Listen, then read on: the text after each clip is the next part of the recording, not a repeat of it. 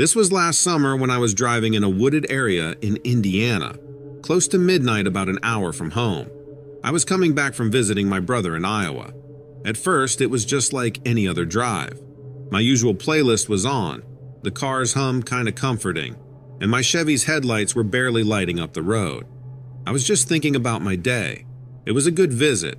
Been a while since I sat down with my brother and had a beer. We were super close as kids, but now we don't see each other much, living in separate states. Anyway, this stretch of highway that I was on, it's dead silent and not many lights. Sort of out there in the middle of nowhere. Miles and miles of trees on either side, though. It felt like I was cutting right through a forest, which I guess I was. Every so often, a fresh, earthy smell would drift into the car, a nice change from the air conditioning. I'm just driving, lost in my thoughts, when suddenly I spot these glowing things by the road. My first thought was probably some animal, must be a deer or something with the headlights catching its eyes. But nope, these weren't normal animal eyes. They were deep, glowing yellow. Gave me an instant chill. They seemed too high off the ground for a deer. And then there was the smell. As I got closer, this stink wafts into my car. Now, I know I said I liked the smell of the greenery out here, but this was different. It was a really bad smell, like something rotten. It was then I hear a sound coming from the tree line, a deep, unsettling growl. In all my years of driving, I've never experienced anything like that. It caught me off guard because it was exactly like a dog's growl, but way deeper and louder. I thought about stopping, wondering if an animal was hurt. But then I thought, no way, you do not stop in the middle of a forest-lined road for weird eyes and creepy growls. So I did the opposite and hit the gas, eager to put some distance between me and whatever was out there. But as I zoomed past, my headlights fell on this creature. I couldn't believe what I saw.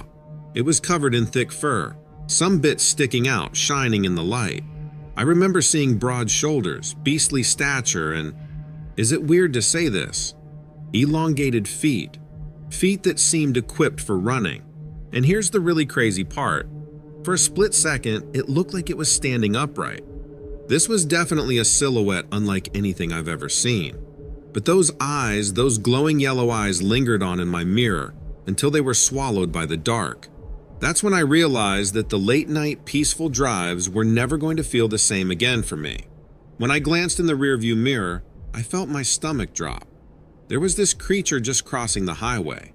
It moved awkwardly, with its bulky body and strangely bent legs, like you'd see on a dog or a wolf. I don't know why, but I slammed on the brakes, the car screeching to a stop. Its eyes were locked on my car the whole time. I stopped at a safe distance, my heart slamming against my ribs. I could see it more clearly now, as it stood under the dim glow of the road lights. This thing was tall, like maybe 8 feet or so. It was covered in ragged, thick, dark fur, and its chest was broad and muscular. Its arms hung by its side, claws glistening ominously under the pale yellow road lights. But the face, I will never forget that face. It had this scarred face with a furrowed forehead and a pronounced brow ridge. Up close, those eyes weren't just yellow. They were glowing, bright and scary. Its face was patchy with fur, and I could see its long, sharp teeth under a snarling lip. Below the eyes was a massive snout. It was unmistakably canine. Then, out of nowhere, it throws its head back and howls so loud, it shook me. Not like any dog or wolf I've heard before. It was a much deeper roar that echoed off the trees, breaking the night silence. In that moment, all my doubts about what I was seeing evaporated. It was like something from a horror movie, or some old myth, right there in front of me. I knew I wasn't imagining this. I guess I just sat there, totally freaked out for a minute or two, not wanting to tear my eyes away from this nightmare brought to life. It then gave me one more glowing stare, snarled menacingly, and lumbered back into the forest, disappearing from sight. I just sat there in the car for a few minutes, shocked. The night felt different now, kind of spooky. I finally snapped back to reality, and with a shaky hand, managed to put the car in drive and move along. Every shadow or rustle that I noticed in the forest made me shiver. I got home that night, But sleep was a stranger. I kept seeing those yellow eyes, the slavering mouth, and that haunting howl echoed in my ear every time I closed my eyes. For many nights after that, those images would jolt me awake from my sleep. Now, my night drives are never quite the same. It's a reminder, I guess, that you never know what's out there in the dark. So, if you ever see glowing eyes at night, maybe just keep driving. You never know.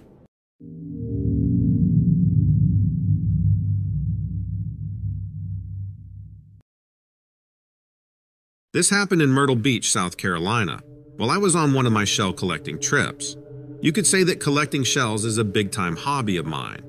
This happened about 2 years ago during the late summer season, when the seashells are at their most abundant.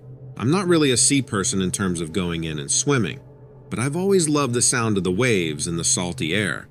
The ocean's like a mystery to me, beautiful and puzzling, and I love bringing a piece of that back home with my shells. So, on this sunny day, I went to Myrtle Beach with my bucket, really excited. The early morning sun lifted my spirits, and the beach was quieter than usual. Just another day of walking along the shoreline, sand between my toes, the calm rhythm of the waves, the perfect setup to relax my mind. I had my regular spots where I found the prettiest shells, and started with those. Finding a unique shell feels like winning a prize to me. Everything was normal, until around noon when something changed. It was a weird shift in the atmosphere, the kind you feel rather than see, like a sudden chill that wakes you up. My bucket was 3/4 filled, and I was knee-deep in water, scanning the receding waves for their discarded treasures. But then, out of the blue, I got this gut-wrenching feeling. Suddenly, it got weirdly silent. No people talking, no seagulls, just silence. In the midst of all this, I noticed something odd in the sea, breaking the rhythm of the waves. I squinted against the bright light, my heart beating faster, trying to figure out what I was seeing. It looked like the tentacle of an enormous sea creature, jutting out of the water before it disappeared back beneath the surface. But of course, it couldn't be that. Getting a strange sensation, I moved away from the water and treaded further inland. But there was this strange, hypnotic aura, a pull to the waves that I hadn't noticed before. Yet, like an inexplicable instinct, I was simultaneously drawn to it and fearful of it. I stood there, super alert, and every wave sounded like a drum in my ears. The air suddenly turned briny, stagnant, and oddly cold. I know it sounds crazy, but the silence was so deep and weird. Was this all in my head, or was I in the wake of an encounter of an unknown kind? Out of nowhere, something huge burst out of the water. I couldn't believe my eyes as this massive creature came out of the water. Kind of like a dragon you'd see in a storybook. It dwarfed anything else I've ever seen come out of the water like that. The serpentine body slithered and twisted, partially concealed under the sea's surface. Its huge glowing eyes were staring right at me, almost hypnotizing. I was scared stiff, but I couldn't look away from those eyes. They were fascinating, but also kind of creepy. I broke away from the gaze and glanced at its body. It had what seemed like scales or thick skin, and things like fins or flippers. But the part that will forever haunt me was its jaw. Its huge jaw was full of sharp teeth that looked like they could crush anything. I started to smell something weird, like seaweed and something else I couldn't place. It smelled like the ocean, but there was something off about it. Adding to the whole visceral experience was a terrifying bellow, a sound so loud and deep that it shook me to my core. It felt like a warning. Then, just like that, the creature disappeared back into the water. The water resumed its rhythm, pounding the shore as if nothing had happened. I stood frozen, the grip on my bucket tight as can be, as my hands were clenching without me even realizing it. I snapped out of my trance-like state and found myself staring at the sea, its surface now calm. It was over and I suddenly felt like I was safe, at least for now. The sun was still bright, but I didn't feel like going into the water anymore. I packed up all my stuff and left the beach. But of course, my mind was racing. Old sea stories speak of monsters, and they usually turn into myths and fables. feared by many and believed by few. Yet, I knew that I saw something real as the shells in my bucket.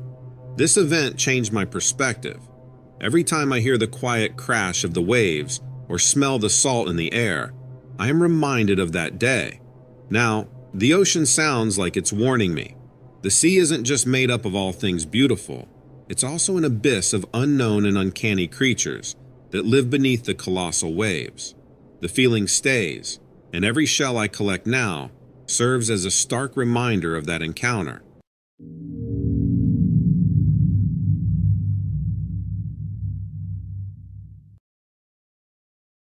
I had to take a break.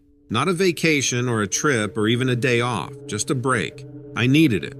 You could say I was itching for it. So, there I was in Mohican State Park in Ohio, a couple of hours drive from either Columbus or Cleveland. I had driven down from Cleveland, and it was a perfect place to disconnect and get off the grid, as they say. It was a clear, cool night.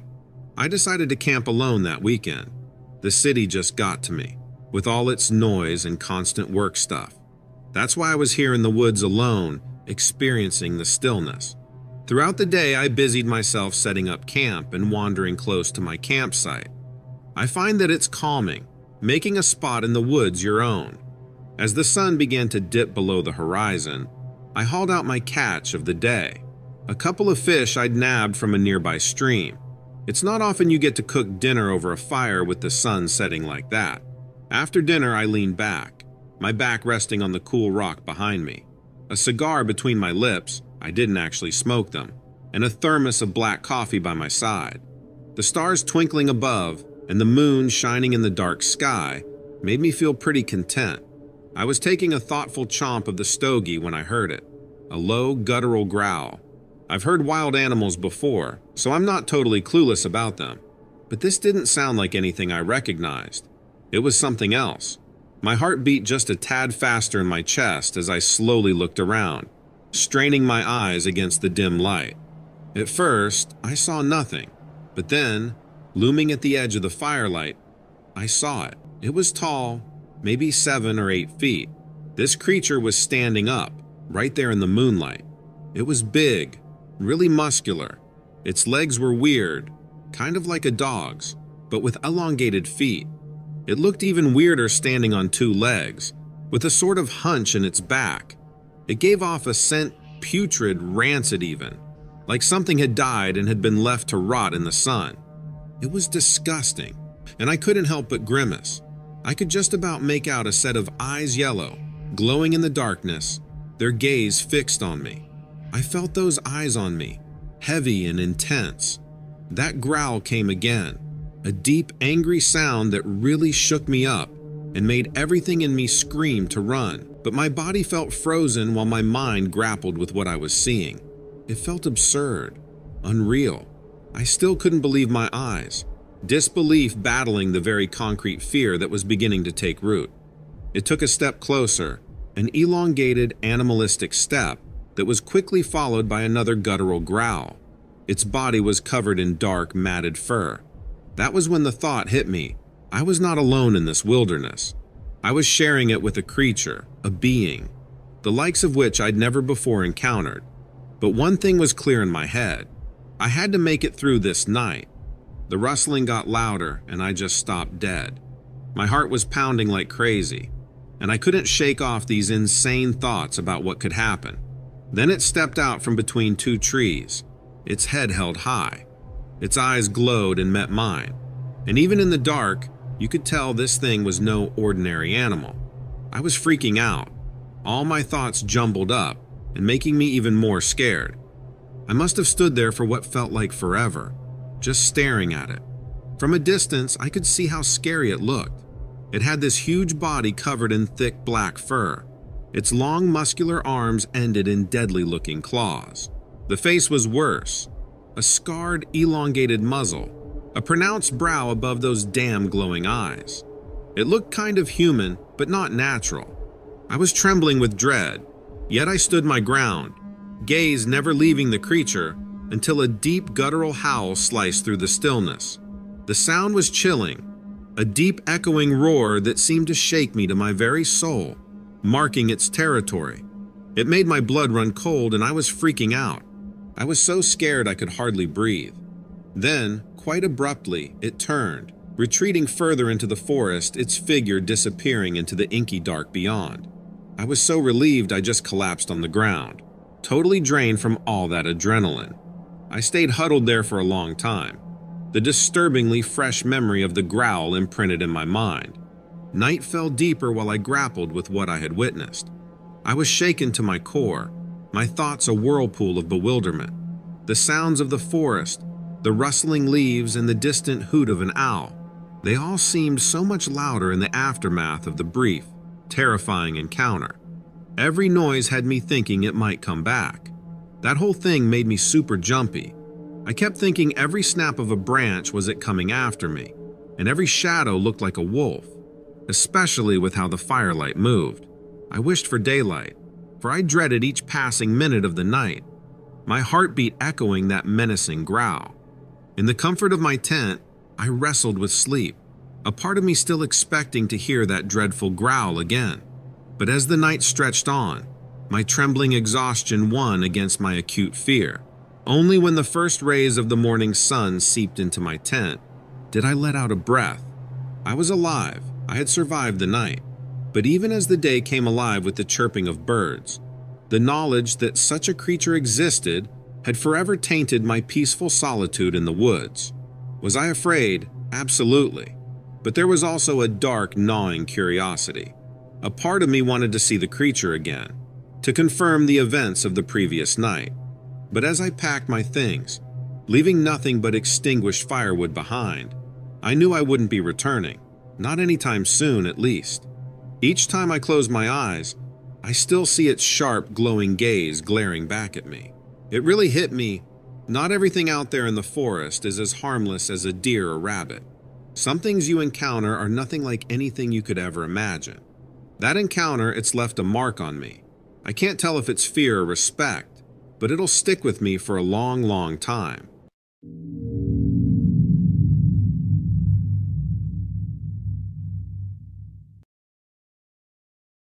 It happened a few years ago, in late November.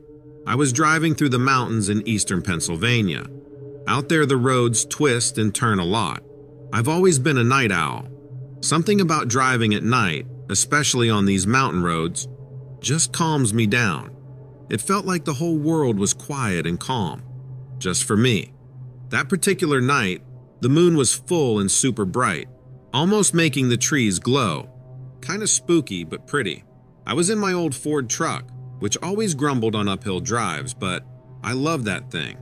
I was listening to Bob Dylan, windows down, and you could also hear the crickets and leaves rustling outside. It was a perfect mix.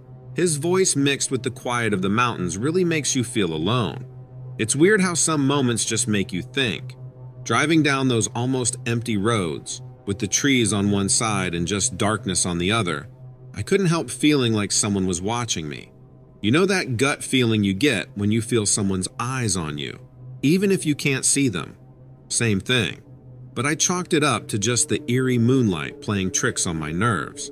I was really focused on the road, when suddenly the radio started going all staticky. Then, the music got replaced by this weird noise, kind of like plastic being crinkled. It was bizarre considering I had never had any signal issues here before. I remember leaning over, fiddling with the knobs trying to fix it, when I felt the car shudder, akin to driving over a speed bump. Thinking it was just a pothole, I slowed down. However, as I looked up, my high beams flashed on something that appeared to lump and rise from the side of the road. It was huge, casting a big shadow in the moonlight. Trying to get a better look, I squinted against the darkness, but the unexpected interruption threw me into cautious anxiety. It's weird how a nice moonlit drive can suddenly feel like you're in some mystery movie. Then there was this awful smell, like a dumpster that's been sitting out too long. Having worked on farms before, I was used to bad smells, but this was something else, putrid, sour, as if something was rotting. I somehow suppressed the urge to gag, my senses overpowering the serenading music, now completely drowned out by the low drone of static. Right then, I was just scared and all I could think was that I needed to get out of there fast. Stepping on the accelerator, I veered past the mysterious lump, my heart pounding in anxiety and fear for the unexpected encounter that lay ahead. As I got closer, squinting into the darkness, I saw something so bizarre I could hardly believe it at first. It was massive, like 8 or 9 feet tall, just slowly walking across the road, just like you hear in those wild stories. Its back was to me, like it didn't even care I was there, and it was huge. At first, it looked like it was wearing a bumpy coat made of rocks, but then I realized those were its muscles. It was covered in dark brown, almost reddish hair, like it just stepped out of the wild itself. Then it slowed in its stride and turned. It had a face that wasn't quite an animal's, but not a man's either. Really weird and kind of scary. It had this prominent forehead that sloped back into a rather peculiar skull, a heavy jaw with a jutting chin, and its eyes were deep set, as if years of living in the wild had carved them into their sockets. But what terrified me the most were those eyes, so eerily human, glowing against the headlights like a lurid dream. My heart was exploding in my chest like a battering ram. A cold sweat ran down my back when this awful, rotten smell filled the car, and I felt sick. My hands clasped the steering wheel tighter as it took one last long glance at me before it moved again. It started to stride longer, like there was this raw power in each step. Before I could react or contemplate my next move, it had crossed to the other side and vanished into the dark abyss of the woods, leaving behind nothing but the disturbed underbrush swaying under the moonlight and the rank smell lingering in the air like a ghost. I sat there, dumbfounded. The music was gone, replaced by just the silence of the night and the pounding of my heart. Did I just witness a Sasquatch crossing the road? Was it even real, or was my mind playing tricks on me? I drove back in a mystified haze, my mind whirling with a myriad of thoughts. A part of me questioned my sanity, the other part brimmed with exhilaration, believing I had just witnessed something supernatural.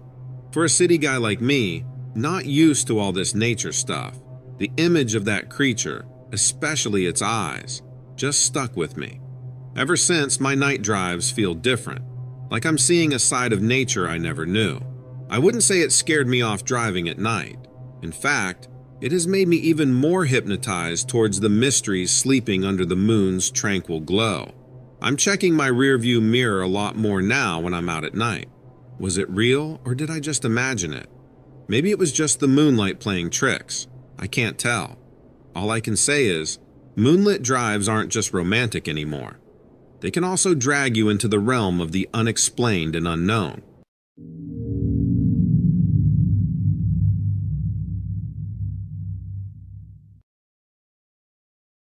That evening in Door County, Wisconsin, was really something. Door County's this quiet spot with an interesting location. It's on a peninsula between Green Bay and Lake Michigan. It's so tranquil there. And that night, a couple years back, it was just me and the sound of the waves hitting the shore.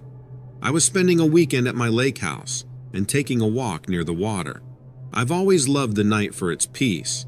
It's got a quietness you just don't get during the day. So there I was, walking along the shore, the moonlight shining down, just letting my thoughts wander. It seemed just like any other normal night, until it wasn't. I started feeling a weird electric sense in the air.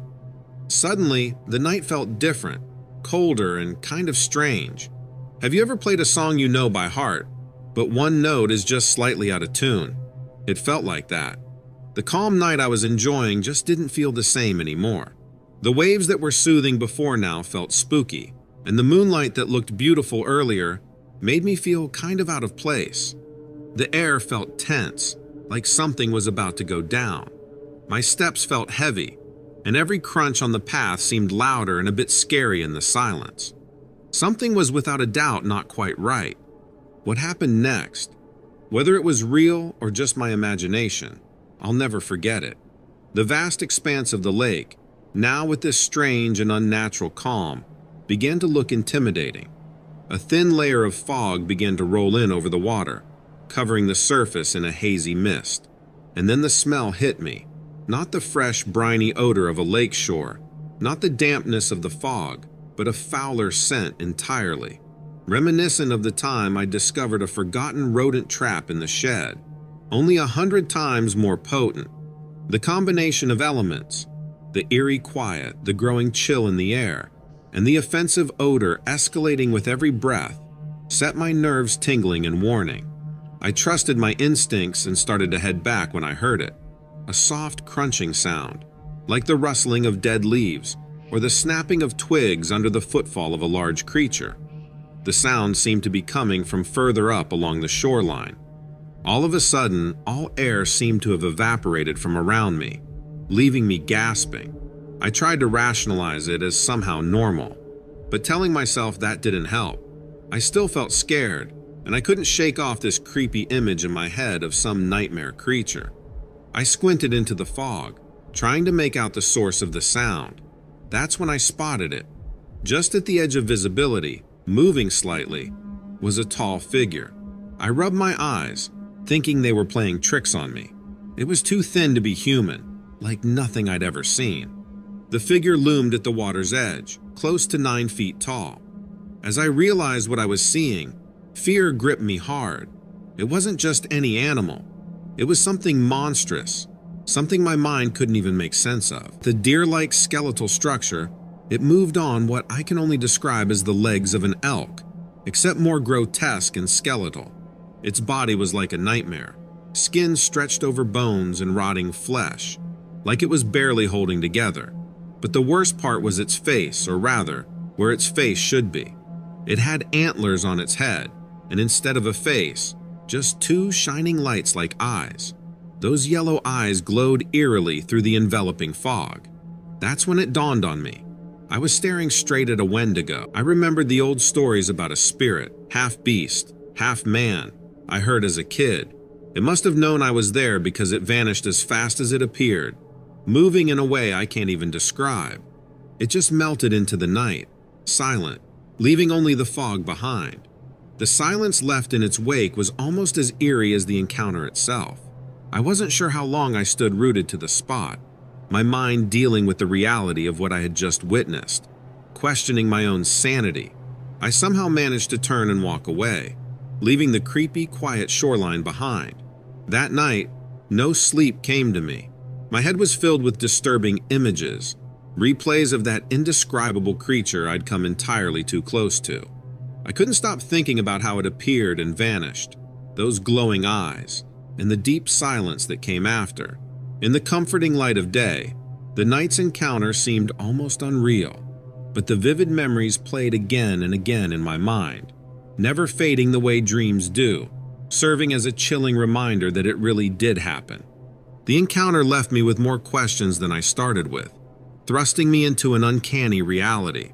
From then on, I've never been able to shake off this feeling that our reality is less sturdy than we believe, that there truly are things that can't be easily explicable or fit into the confines of our understanding.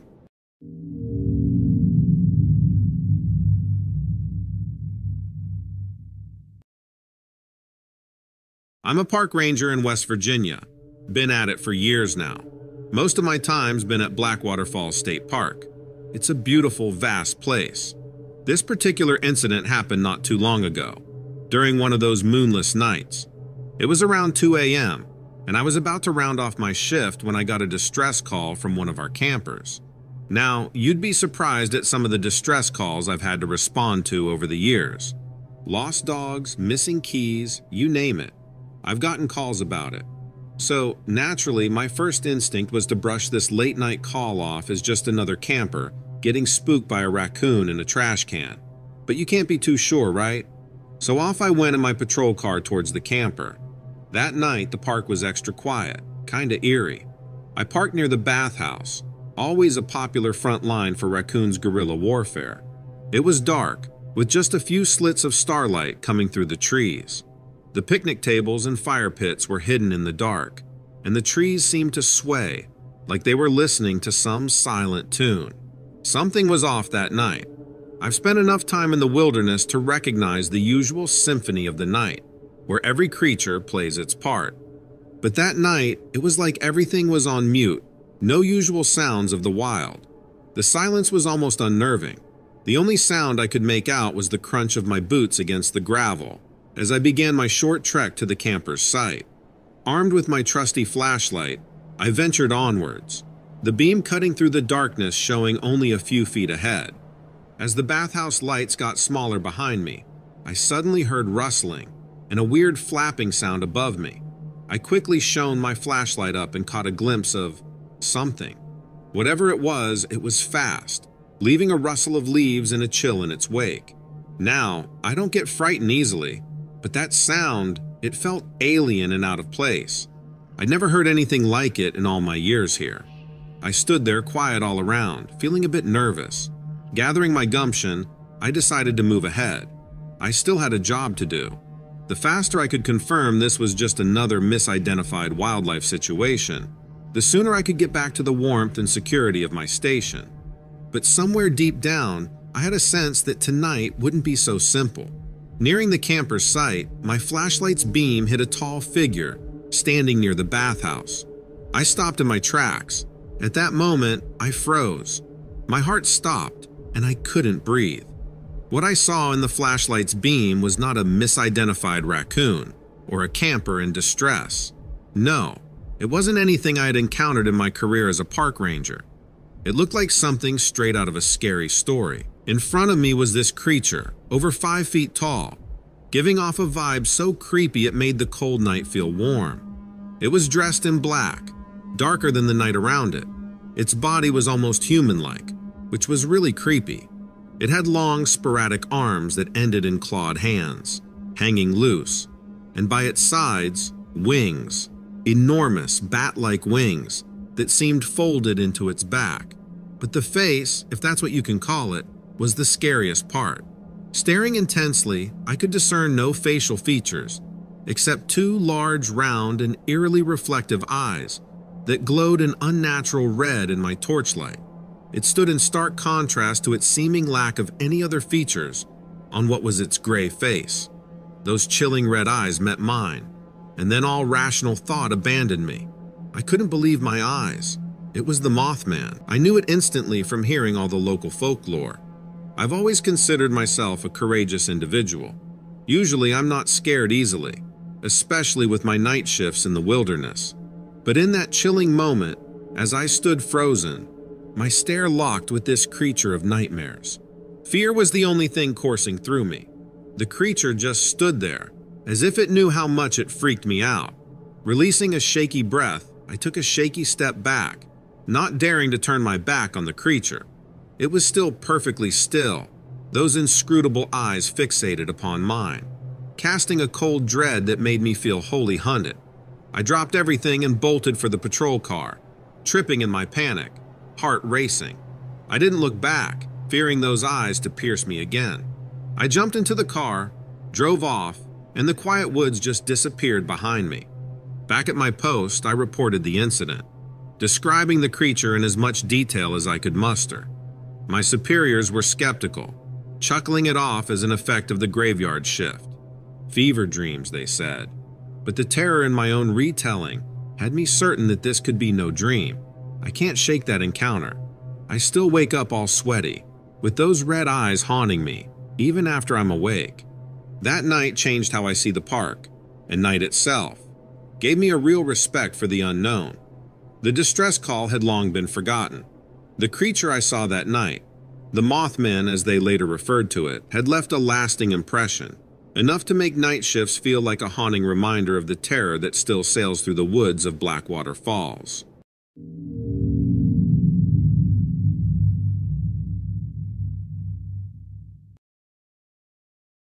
This happened a couple months back at Sika Hollow State Park in South Dakota, when the leaves were turning crispy and golden.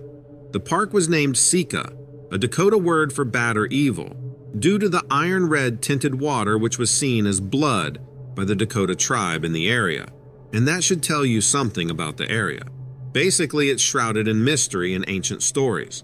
I've been a park ranger there for about 10 years. I love the forest, its stillness, its sounds, and its secrets. This particular night, however, everything got twisted. I went out there because hikers kept reporting weird noises coming from deep in the park.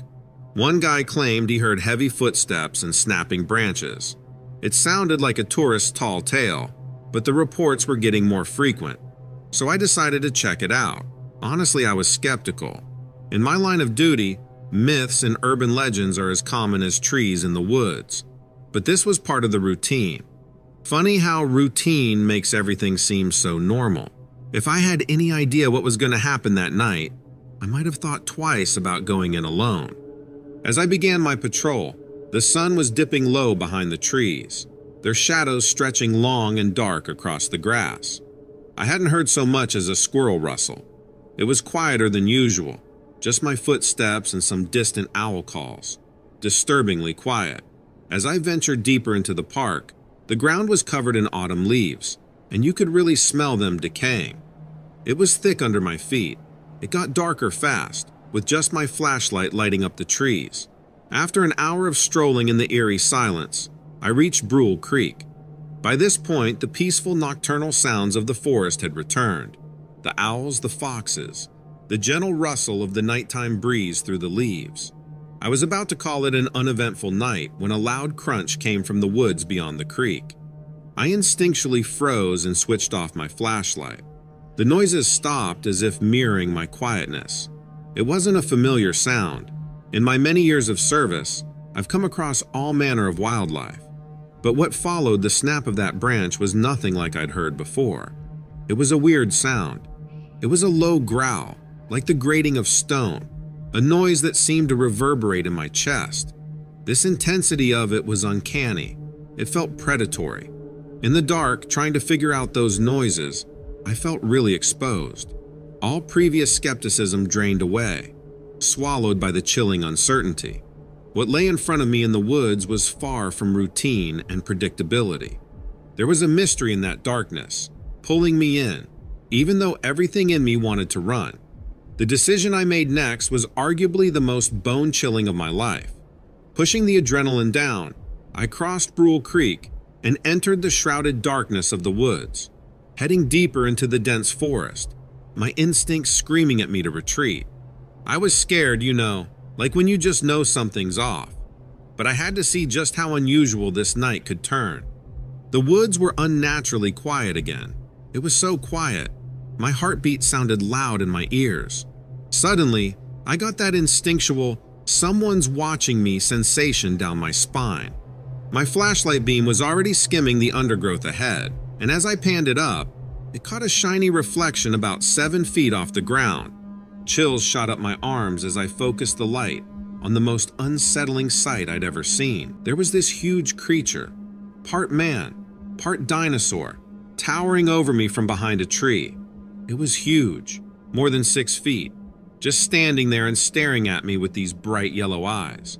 I felt a knot of fear in my stomach seeing its sharp white teeth and scales that blended right into the trees. All sorts of scary thoughts ran through my head as I looked at it. Its black claws glinted ominously, highlighting the predatory nature of this entity. It looked ancient, like something that didn't belong in our time. Its eyes looked smart but dangerous, and I couldn't move.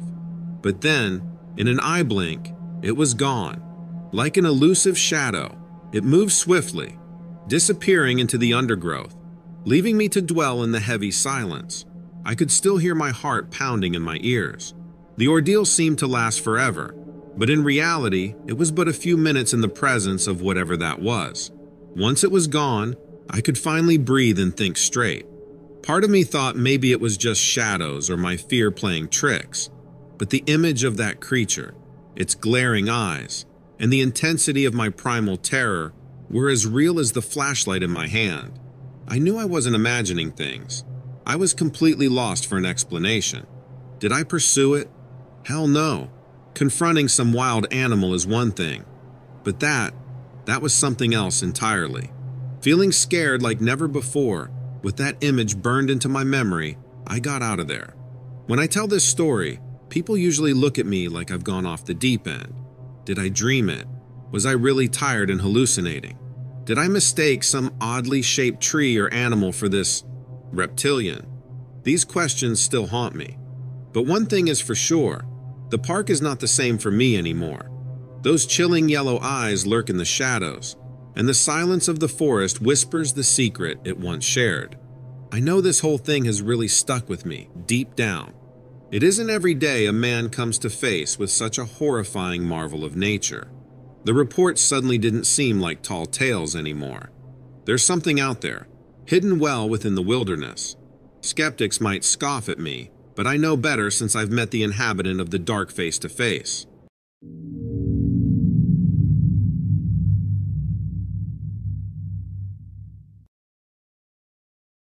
So, this happened a few years back when I was on a trip.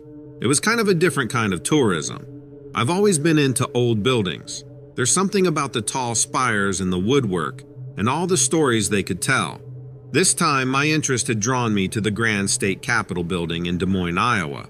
The photos do not do it justice. It was a chilly March afternoon when I arrived. The sun was warm, a nice contrast to the cool breeze. I got out of the taxi in front of the building, and it just blew me away. The Capitol building was amazing, with its huge 275-foot golden dome and smaller copper ones around it. Even before stepping inside, I felt surrounded by grandeur and history. Inside, it was even more impressive. The detailed mosaics, carvings, and murals showing Iowa's history were really something. I remember lingering in the rotunda, the echoes of footsteps on the polished marble floor. The way the natural light streaming in through the windows highlighted the gold leaf on the pillars. It was a sight one couldn't just rush through. As I moved around, I found myself drawn to the grand staircase. It was incredible with its winding mahogany railings, big marble steps, and fancy decorations, all lit up by a huge chandelier overhead. But I had no idea that things were about to get kinda creepy. It happened when I was about halfway up the staircase. It wasn't a sight. Not exactly, anyway. It was a sensation, sort of. Cold, creepy. I'd initially chalked it up to the natural chill of an old building. But this felt different. That's when I heard it. A low whisper. Like someone whispering, carried by the wind. I thought it must be someone nearby, but it felt closer. Almost like someone was whispering in my ear. Weird and creepy. Almost like I could understand it. I froze, trying to strain my ears to make sense of it, but all I could manage was a deep sense of unease. I kept telling myself it was just my imagination, or maybe the air vents or something. I even laughed a little to shrug off the mounting tension. Despite my attempts to rationalize it, the whispering didn't stop. I continued my exploring, slightly unnerved, I confess, but still determined. The voice seemed to fade as I moved away from the staircase, growing distant and less audible. I have to say, that was a relief. I mean, how spooky could it get in broad daylight in a place like this, right? Little did I know, my encounter was far from over. As I went further into the huge building, things started getting weirder. I had just turned the corner from the grand staircase when that ice-cold feeling hit me again, stronger this time, like a whisper right behind me. I just spun around without thinking, and that's when I saw it. Only for a second at first, at the corner of my vision, a figure at the grand staircase. I chalked it up to tricks of my mind, at first. Turning my full attention to it, though, I realized it was there indeed. There, glowing faintly by the staircase, was a ghostly figure. It was almost human-like in size but floating, and its transparency made it appear as if it was made from fog or mist. Its face was unforgettable, pale and blurry, like it was shifting right in front of me. The eyes were completely hollow, yet they seemed to glow. An unnerving yet fascinating sight. This wasn't something you just walked away from. Right then, I was more curious than scared. I just stood there. It felt like we were staring each other down. My heart was racing, and then those whispers started up again. But they weren't just in the background anymore. I could make out words, phrases even, but they made no sense to me. My blood turned cold. I blinked, and just like that, the figure vanished. Everything went quiet, and suddenly, the building didn't feel so grand anymore. It was kind of creepy, to be honest. I thought about running out, I won't lie. But then, just like that, everything was back to normal. No chilling whispers, no eerie shadows, nothing. So, I did what any sane person on a vacation does, sighed, and made my way forward. There's something about unfinished business that leaves you unsettled. The whispers, that ghost, it was all still fresh in my mind. It made me approach the rest of the tour in a completely different light.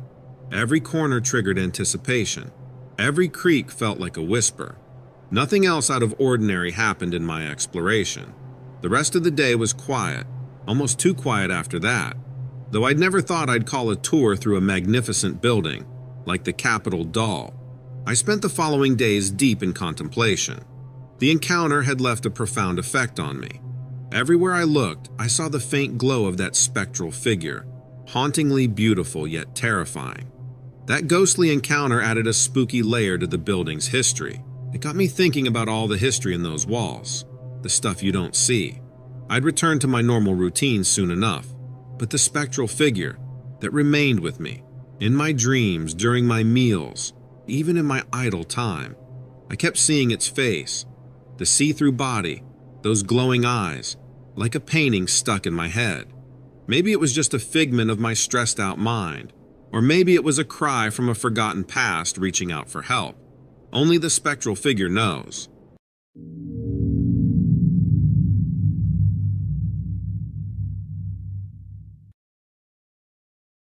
I'm a trail maintenance ranger, and I've been doing that job for around 5 years now, working in the heart of Kentucky's Red River Gorge geological area, to be precise.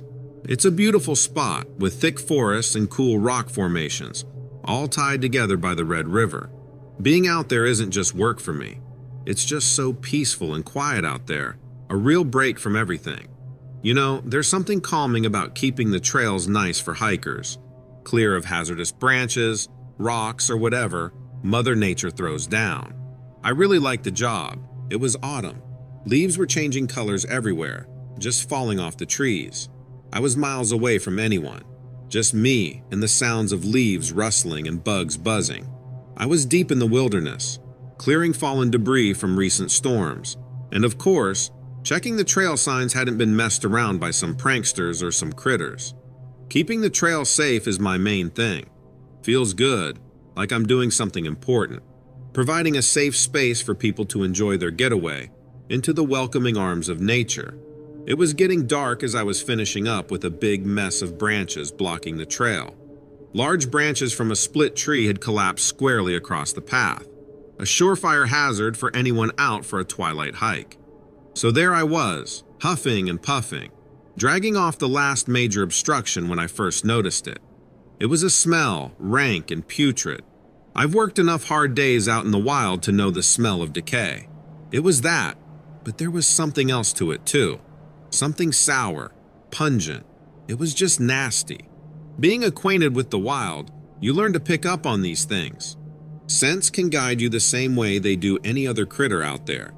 They alert you to danger, guide you to water, or just tell you which way the wind's blowing. But this was different, kind of creepy and new to me. Then, faintly, carried aloft the whispering wind, I heard something. A faint noise, like a bark mixed with a deep grunt. Chills ran down my spine. Now, there isn't a creature that I know of that makes sounds like that. Certainly not in this part of Kentucky. I got this weird, creepy feeling, like someone was watching me. I've always trusted my gut in the wilderness. It saved my hide more than once out there. And right now, every instinct I had was screaming at me that something wasn't right. I figured I'd check out the sound, being careful, you know, and marking my path so I wouldn't get lost. The closer I got, the worse the smell. Everything went quiet, except for the wind in the trees. I was following this weird noise and a nasty smell on the trail when I heard something rustling in the bushes. It wasn't like the usual sounds from small animals I'm used to. And then, just as I squinted past the failing sun to make sense of it, there it was. In the fading light, I saw this huge figure like 8 feet tall or something. Before I could even figure out what I was looking at, it disappeared into the bushes. It was nothing like anything I'd ever seen before or since. Almost human-like. But the size of it, the sheer mass was mind-boggling. It was huge, covered in this mix of light and dark brown hair, and I could even see some reddish bits in the last bits of sunlight. Though it was at a considerable distance, I could swear that I saw a somewhat heavy jaw jutting out from under a very prominent forehead, deep-set eyes capturing the last light of the day, casting an eerie glow. I just froze, holding my breath. Everything went silent after this weird bark-like noise and a sort of knocking sound that faded away. I was just standing there on the trail, more curious than scared, staring at where it vanished. It was so quiet, like even the forest was holding its breath, waiting for something, but nothing did. There was only the harsh panting of my labored breaths and my confusion gripping me. Was it just a play of shadows? Was I hallucinating from exhaustion? Or was it something else? I hated to think it, but could it have been a Sasquatch? I stood staring at the void in a state of disbelief. After all my years here, it felt like I'd stumbled onto some big secret. Something hidden out here no one knew about. This creature, was it our neighbor? Living in the peace of these dense forests, past the traveled trails, beyond the intrusion of man and his loud explorations. Is this the real ruler of this land? Ever since then, every little sound or rustle in the bushes at night makes me think of one thing: Sasquatch. Some nights when I cannot sleep, I find my mind taking me back to that trail. The forest sounds come right back to me. The scent of damp earth is like it's right next to me. And then in the distance, a familiar figure fades into the woods. And I live the whole encounter over again as if it was happening for the first time. To be honest, I'm just waiting to be able to get past all of this. Does anyone have any suggestions for me?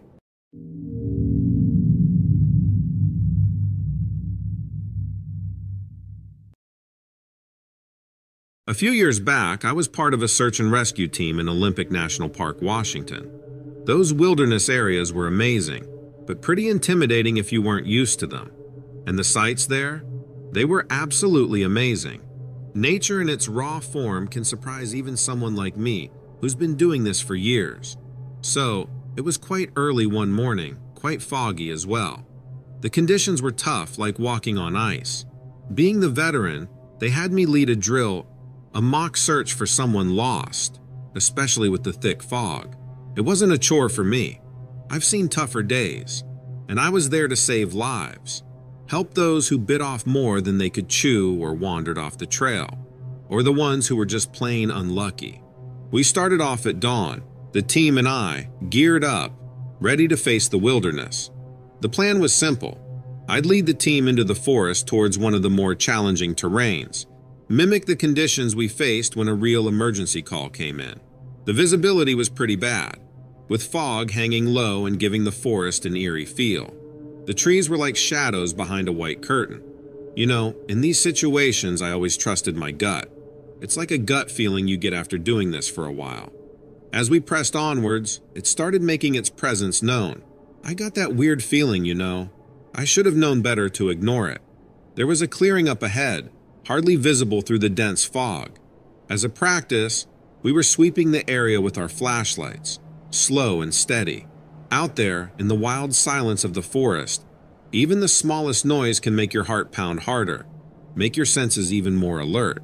Then I heard it, a weird clicking sound, indistinct at first, almost mistaken for the rustle of leaves or the snap of twigs under the weight of a small animal. But then it came again, louder, much louder this time, the echo lingering in the silent forest.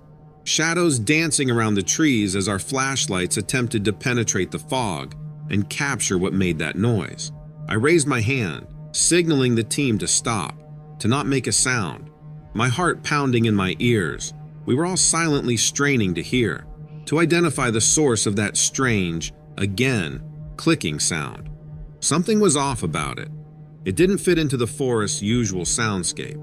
I started thinking about all those horror stories told around campfires, but I knew I had to stay focused and calm.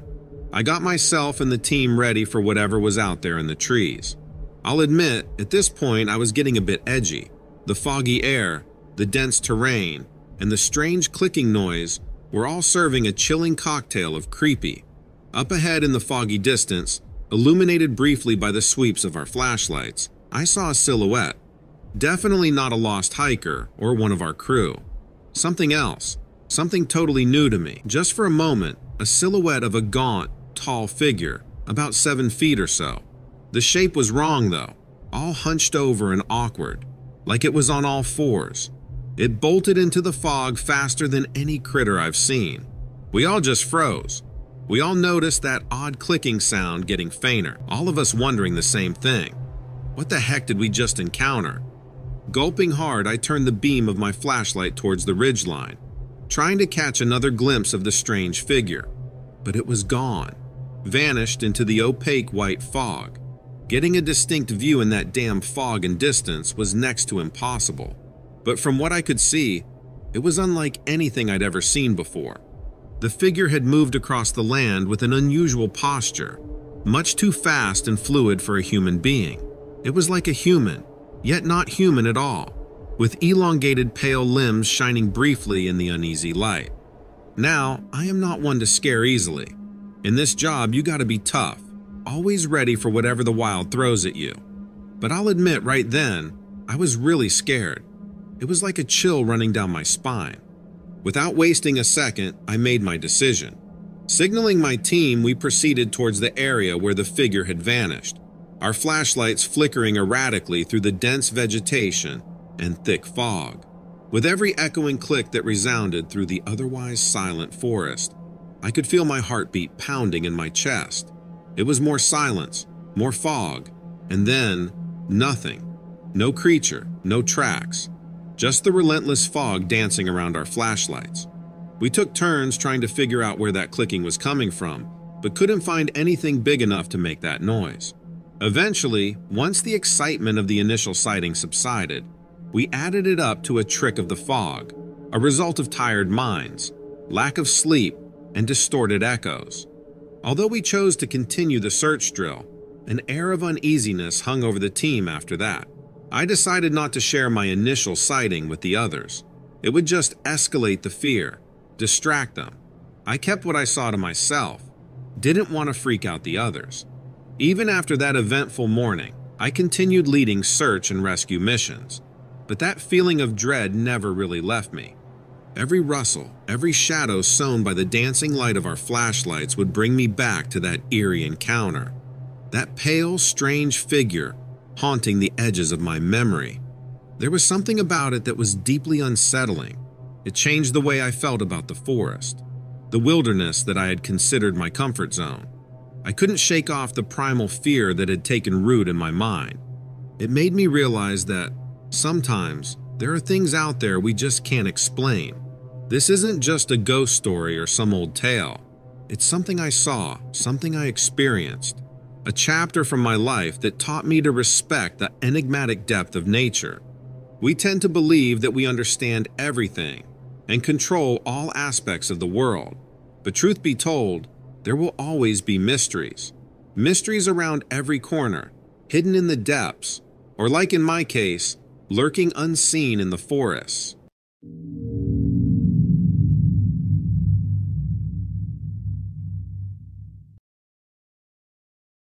There's just something calming about the Tennessee mountains at dawn. That morning, as I headed to work into the Great Smoky Mountains National Park, mist was rising off the Appalachians. It was a cool autumn day. Early November, the leaves were showing off like a bright, messy painting. I was supposed to follow up on some peculiar reports about unusual footprints near Clingman's Dome. Loving nature and working as a park ranger means I get roped into all sorts of odd jobs. And this day was no different. Some people had been trying to squash the Bigfoot rumors, saying they were just hoaxes. But when some experienced hikers showed photos of huge, human-like footprints, we started to worry. We weren't just curious. We had to make sure the park visitors were safe, in case there really was some unknown creature out there. So there I was, early in the morning, hiking up to the dome with a ton of coffee and just as much curiosity. The day began quietly. I was ready for a day of footprint investigation, hoping to dismiss it as a prank, or maybe blame it on a large black bear. Unusual, but plausible. As I neared the location of the reported footprints, I kept my eyes on the ground, scanning each patch of earth. Birds were chirping in a steady beat, kinda like a morning lullaby. As I looked around, my gaze found odd divots in the underbrush, trampled flora that seemed out of place for the area. It was strange, especially with everything else in nature looking so orderly. I got lost in exploring, moving higher up the path and paying attention to every little thing. As I journeyed on, there was an occasional sudden rustle, loud enough to break me from my thoughts. I dismissed it as a startled deer or rabbit, common enough in these regions. Yet something tugged at the edges of my mind. It was all too frequent, all too consistent. The wind felt chillier, the morning sun doing little to dispel my unease. The early morning exploration had turned into midday examination. I found the footprints. They were far larger than I had anticipated from the photos. A clear, deep impression of a colossal foot in the damp, rich earth. Its size alone ruled out the local wildlife, and the tread pattern didn't match with any shoe print I'd ever come across. I'm not one to jump to assumptions, but the footprints introduced a mystery that I wasn't sure I was equipped to solve. Later on, I noticed something else, a new smell. I noticed a strong, moldy smell in the air, like rotten leaves you'd find in an old attic. It was a new addition to the previously fresh, earthy atmosphere of the forest. Thought it might be a dead animal or a bunch of mushrooms nearby.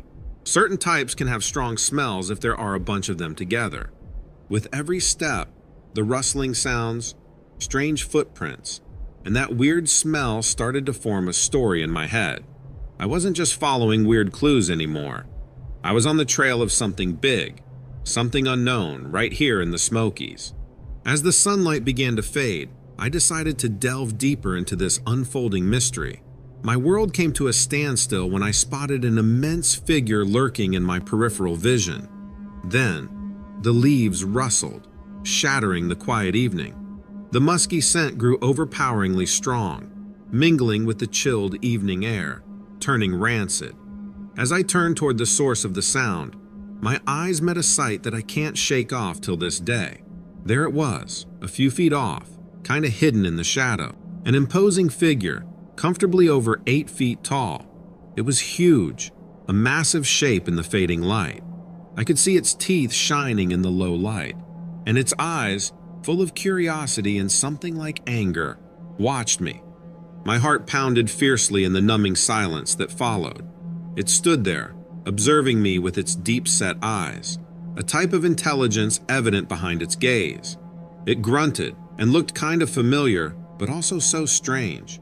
I couldn't wrap my head around it. A wide footprint near the figure, much like the ones I had been following all day, made it clear. It was indeed the creature responsible for leaving behind the collection of monstrously large footprints. I couldn't make heads or tails of it. My science brain just went fuzzy. Just as suddenly as it had appeared, the creature retreated back into the fog, vanishing in an instant. I restrained myself from chasing after it, standing still as I heard it send out a chilling, long howl. I stood there, my senses overwhelmed by the surreal experience. As I descended the path, the silence of the night consumed the forest once again. Something had shifted in the countryside that I had loved since childhood. Now, it bore a different mystery, a testament to nature's ability to surprise us. The long howl continued to echo in my mind. The footprints, the rustling, and that giant figure. It all made sense now, but it was still hard to believe. This was so different from anything I knew about nature, and it left me feeling unsettled. As I cast one last glance at the darkened expanse from where the figure had disappeared, I realized that the wilderness of the Great Smoky Mountains had divulged one of its deep secrets, giving me a peek into its truth.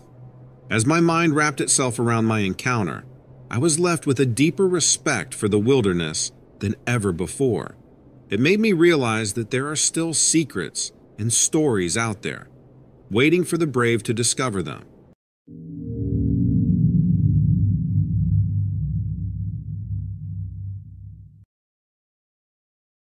I was doing a routine check in Michigan's Porcupine Mountains Wilderness State Park. Up here, it's all trees, rivers, and mountains as far as the eye can see. Out here, you don't have many folks knocking on your door for conversations. It's mostly just you in the woods, pure solitude. You see why I chose the life of a park ranger in a park that's not huge and famous like a Yosemite or Yellowstone. It was mid-November. It's when the trees have completely lost their leaves, and everything goes quiet. The sky turns gray. I remember that a chilly wind was shaking the tall pines that day, making them sway. This time of year, everything feels kind of magical and peaceful. I love these routine checks. Some might complain about the cold, the isolation, but not me. I found peace here, alone with nature. It wasn't just quiet. I felt like I had a real purpose out there. It was my responsibility to keep this wilderness safe, to see that the balance was undisturbed. My duties that day were pretty standard stuff. Check out some trails, remove any fallen debris, ensure the bear-proof bins stood upright. Those kinds of mundane park ranger tasks. But something changed as I moved deeper into the park. The quiet started to feel creepy. There was a heaviness to the air that was disturbingly unfamiliar. I noticed some trees with their bark all scratched off in a weird vertical way. I also noticed a large uprooted tree laid across one of the trails. Everything about it was just off. When you're always in nature, you get to know its rhythms and signs. Even when nature seems off, it's usually in an ordinary way. In all my years, these signs were anything but regular. The silence was even deeper around these parts. Usually, this deep in the woods, the sound of critters teeming in the underbrush should reach your ears. But there was nothing. Going further, a horrible smell hit me. It was like something rotten and damp. It reminded me of a hunter's forgotten kill, that kind of rotting smell. But there was no sound of a shot, no sign of people in this wilderness for days. As I reached a clearing, a deep, resonating growl echoed around me, a low, sobering rumble that sent a shiver down my spine, threw my senses into high alert. It was a sound no park ranger ever wants to hear, a warning from a creature unknown. I was trained to handle encounters with bears, cougars, even the occasionally lost wolf. This growl, it was different. It lingered in the air too long, not like a normal echo. Whatever made it was no ordinary wild creature. But this was something else. The growl had a mean, guttural sound to it, something I'd never heard before. I grabbed my rifle, my heart racing, but my hands were steady from years of training. I stood there in the clearing, trying to see through the setting sun and the growing shadows. I knew that the wilderness I loved so much held a creature, the likes of which I had never seen. Then, through the gloom, I saw two flickering yellow lights. It looked like eyes. Those glowing eyes scared the heck out of me. A primal fear hit me, scared of what was out there in the shadows. With heart racing and every sense on high alert, I realized that I was not alone, and that the anticipated routine check was not going to be as mundane as I believed it would. As the growl's echo faded into the sound of the leaves, I knew there was a big secret in this wilderness, my wilderness. The rest of the day was shaping up to be quite the adventure. I braced myself. I was about to come face to face with the beast of the Porcupine Mountains. All of a sudden, the sounds of the wilderness just came back, louder than before. Squirrels chittering, birds echoing their evening songs. But then, I heard something rustling through all that noise. It wasn't just the wind in the leaves. This sound was different, more deliberate. I took careful steps towards the sound, the smell of the wilderness replaced by that putrid, rancid scent, like something was rotting. As I moved past the edge of the clearing, my eyes landed on the strangest sight. It was a creature, a monstrosity standing tall, hunched at its broad shoulders, its snout covered with coarse, thick fur. It wasn't a bear, it was too wrong for a bear. It had a muscular body, with legs kind of like a dog's, but it stood up straight in a weird way. And it was tall, towering over me even from this distance. I'd guess it was about 7 or 8 feet tall. It had a massive chest, like it could easily take down a bear. Its arms powerful, ending in elongated fine fingers, tipped with sharp claws. I'd never seen anything of this sort, didn't even know anything like this could possibly exist. Its face is what remains etched into my mind, a long, pronounced muzzle with a scarred face, yellow eyes gleaming sinisterly. It had a furrowed brow, deep-seated eyes, and a snarling lip that revealed jagged edges of white. Its eyes looked almost smart, scanning around, shining a creepy yellow in the dim light. But the scariest part was its snarling mouth, drooling and full of sharp teeth. All my training just vanished when it howled, a sound that made my bones chill. I panicked and started backing up without thinking, snapping a twig under my boot that sounded really loud. It turned, its yellow eyes slowly moving from scanning the wilderness to looking directly at me. I can't even describe how scary it was. It was like every nightmare rolled into one. But I stood my ground and aimed my rifle at it, hoping my hands wouldn't shake. Then, after one last howl, it just turned and leaped away, disappearing into the park, leaving me alone in the tranquility of the wilderness again. When I grabbed my radio, maybe just to hear another voice, I knew no one would believe this. My post-encounter days were filled with research, trying to decipher what I had come across, wrestling with the realities of the creature that had invaded my beloved park. The wilderness had shown me something new, something I didn't want to explain, not even to myself. I knew was a dogman, and thus life went on. But the tranquility of my wilderness visits was forever laced with a lingering hint of wariness and fear, a memory of haunting yellow eyes, rustling sounds, and a horrible stench. I still do my job, even though I still have the fear and the memories.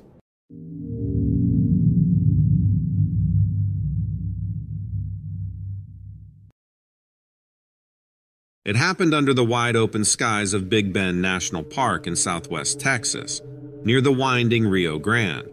This was a while back, about 3 years ago, but it's etched in my memory so vividly that it feels like yesterday. You see, I'm a park ranger at Big Bend, patrolling the park at night, making sure all is in order. Out there, the night reveals a different side of itself. The sky is full of stars, and the only sound is from the nocturnal animals. It's quiet and so peaceful it can feel a bit eerie. It feels like you're in another world, awake while everyone else is asleep under the moonlight. You're always on edge, listening and waiting for anything odd in the night. On patrols, my duty is straightforward. Check for signs of illegal activity, monitor the park for anything that seems out of place, and ensure the park's boundaries are secure. But that night, something was off. It was strange. It all started with an uncanny silence enveloping the park. The usual noise of the critters that fill the desert nights was gone. The only thing I could hear was my patrol vehicle's engine rumbling and its wheels crunching the gravel-laden road of the park. To be honest, this quiet in the middle of the night gave me the creeps. Shrugging the eerie silence off, I ventured further into the park.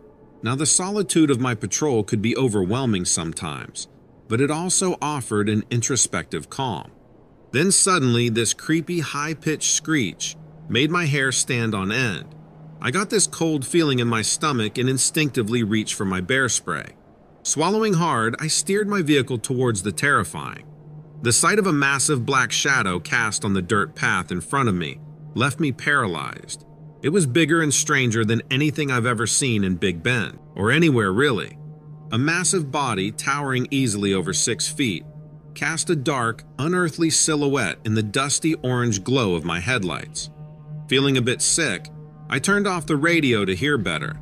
That's when I saw them, the eyes. 2 large reflective red orbs, attached to what could be discerned as a head, and they were glaring straight back at me. The look in those eyes was so penetrating, so unnerving that I could feel my heart galloping in my chest like a wild stallion. Suddenly, the creature stretched out what looked like huge wings, breaking the night's silence with a screeching sound. Its wings glowed a weird red in the light of my headlights, casting a huge shadow on the ground. Any normal person would call me crazy for describing this thing, but I know what I saw. In the dark, desolate outskirts of Big Bend National Park, under the eerily beautiful Texas night sky, I came face to face with something that was unlike any animal or bird I had ever seen before. A creature that I'm now convinced was a Mothman. I'll never forget that night. It was like a weird, chilling dream. My heartbeat echoed in my ears, drowning out the silence. I was gripping the steering wheel hard, and I couldn't stop staring at this huge shadowy thing that was unfolding massive wings, fluttering in the wind, its eyes staring right at me. I just sat there in my patrol car, couldn't even move, my breath caught in my throat. Then, in a flash, it shot up into the sky with its wings catching the light from my headlights. When it took off, it left everything so quiet and still. It was creepy. I was just stunned, watching it vanish into the night, my heart beating super loud in the silence. I tried to see it again against the stars, but it was like the night just swallowed it up. Then I heard this eerie scream in the distance. It just confirmed all the weird feelings I had. It was the same dreadful sound that had first alerted its presence, the noise now resonating with a strange familiarity. There I was, alone, in what was once a peaceful place, now feeling totally creeped out. Big Ben, my haven, had unveiled a horrific secret to me that night. As the silence returned, I felt an odd combination of relief, confusion, and an insurmountable anxiety. What was that creature? What did its appearance mean? And most importantly, why was it here in Big Bend? Subsequent nights were filled with a sense of anxiety. Every shadow among the mesquite trees or screech in the night brought back images of the deathly creature. I found myself replaying the encounter over and over in my mind, realizing that although the night was very familiar to me, I was still a true outsider when it came to the core of nature. The nocturnal wildlife usually held its secrets, but that night, I had been a witness to one such secret. Talking about it didn't seem to help much. To everyone else, my Mothman seemed more of folklore story. But I knew what I saw. I had stared right into its eyes, and that's all I needed to become a complete believer. My life took on an uncanny rhythm after that, filled with a host of questions and eerie recollections. Many times I contemplated about leaving my job behind and moving on from my work in the park. But Big Bend was still my home, despite the secrets it held under those beautiful, terrifying nights. In fact, the truth is that the encounter only heightened my respect and fascination for the wilderness and the unknown it masked within its ghostly silence. Every night since, under the watchful gaze of a million stars, I've continued my patrols with a renewed sense of cautious wonder. The best way to describe how I felt then, and sometimes even now, is a weird mix of fear, dread, amazement, and wonder. The park and its eerie nights will never be the same for me.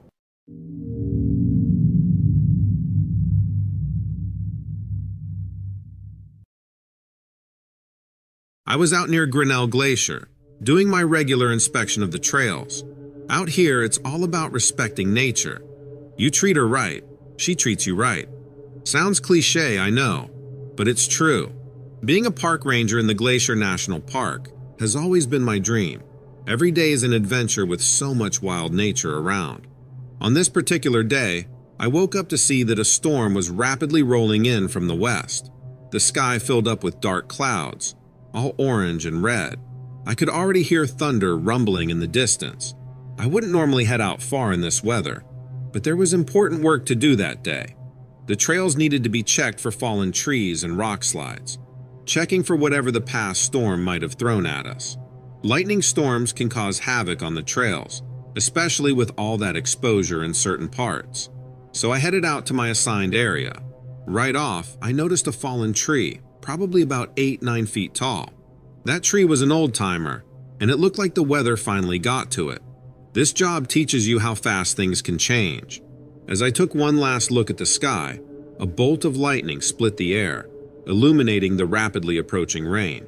I figured I'd better give up, head back, and reevaluate later in the day. I took one last look at the fallen tree. The bark was all rotten, with holes that kind of looked like a face, and something like antlers sticking out. But as I moved to head to one of our ranger cabins, a sickening stench filled the air. The smell of death, rot, like meat left out in the summer heat for too long. That awful smell just hung in the air. Couldn't shake it off. Crouching down next to the offending tree, I noticed a patch of rotting wood. The ground around it was dark and mucky, like something dead was there. There was something odd, something unnatural. Anything out of the ordinary in a national park is a red flag. That's when the lightning lit up again, and I saw it, something huge and terrifying, as tall as that fallen tree was, maybe even taller. It stood erect, like a man, but its shape in the ashen darkness was skeletal, like the structure of an elk or a deer. Its form was unclear, nothing more than a black silhouette against the bruised sky. Stuck between a storm and this creepy figure, I really felt how real everything was. Is this real? I found myself thinking. They say curiosity kills the cat, but out here you can't let fear win. Maybe it was foolish to dive headfirst into the unknown, but I've always been the type to just go for it. So, with all the courage I could muster, I moved towards the huge figure, park radio at the ready. Suddenly the wind picked up, whistling in a way that sounded almost unnatural. My heart pounded rhythmically against my chest as the rain pelted down harder. Even in the fury of the swirling storm, the rotten stench of decay clung to the air, refusing to be washed away. I took a deep breath, tried to look brave, and pointed my flashlight at the figure. The light barely cut through the storm. I noticed the thing moving, swaying a bit like it was struggling in the storm. I quickly pulled out the radio and pressed the transmit button, trying to swallow my fear.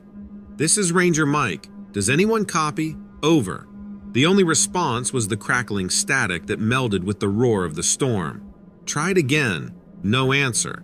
I was panicking but had to stay calm. Ranger's code. The sky suddenly lit up again, a blinding white flash illuminating the vicinity. As the light faded, I caught my first real glimpse of the figure. It had this decayed, stretched skin over long, bony limbs. The skull-like face with eyes that glowed an eerie yellow in the dark. Holes staring back with an unavoidable dread. It was monstrous. One sight I will never forget no matter what else happens to me. Everything seemed to stop for a sec, and I couldn't even breathe. It was like something out of a nightmare, really grotesque. It just didn't belong here. But part of me was weirdly fascinated, wanting to watch and understand it. Suddenly it took a step towards me, an unearthly sound escaping what I could only assume to be its mouth, a deep chilling groan that resonated in my very bones. That sound snapped me back to reality. I needed to get out of there, take shelter, and find help. I gathered all my courage and ran. I ran, sliding down muddy slopes and ducking under low-hanging branches, refuge not even a minute away. One quick look over my shoulder confirmed that the figure wasn't following. When I finally made it to the shelter of a nearby ranger cabin, I locked the door, heart pounding in my chest. But in spite of myself, I looked out the window, back at where I had left the figure. Nothing. There was nothing there anymore. The storm eventually lessened, and the radio crackled back to life. But I was silent, processing what just happened. Was what I experienced real, or was it a trick of the storm? I wasn't sure if I should even report it.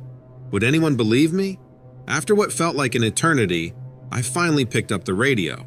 "This is Ranger Mike. Do you copy?" Maybe that was the test. Maybe this was nature's way of showing me the things we don't usually see or talk about. The whispers of cautionary tales that the elders once told. I had always considered them nothing more than stories. But now, let's just say, I have a renewed respect for the wild.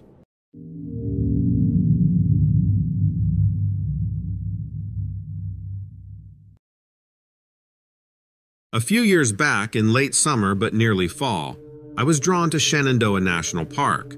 It's really beautiful there, especially around Skyline Drive. I'm a bit of an amateur investigator, always looking for something unusual or unexplained. My scanner picked up reports of weird noises from deep in Shenandoah, and that got me really curious. Strange noises in a notoriously remote location. Some locals also reported weird stuff happening. Noises they couldn't quite place. Not exactly animal sounds, but not human either. Some said it was like a clicking sound echoing against the empty spaces of the forest. I figured it was just another weird nature mystery, but my mind was piqued, and I knew I needed to head out there, or I wouldn't be able to stop thinking about it. I arrived just as the sun was setting. It was really quiet, the kind of quiet where it feels like the forest knew something was wrong. All geared up and flashlight in hand, I headed into the woods. The trees stood silent and tall, almost like they were watching me in the moonlight.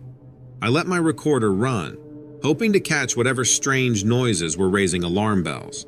As I trekked deeper, the noises of the outside world began to fade, replaced by the quiet stirrings of creature nightlife and the still motions of the forest. It looked otherworldly, but I've learned that looks can be deceiving, which kept me focused. Some may find the silence of the forest unnerving, but I always find it somehow peaceful. Away from all the noise and busy life, it was so silent I could hear my own heartbeat. I know it's a cliche to say that, but it really doesn't get more true than that. But that night was far from peaceful. The deeper I went, my scanner started picking up static, almost like something was breathing into it. There was something disconcerting about that noise. Or perhaps it was simply my imagination, heightening the fear factor.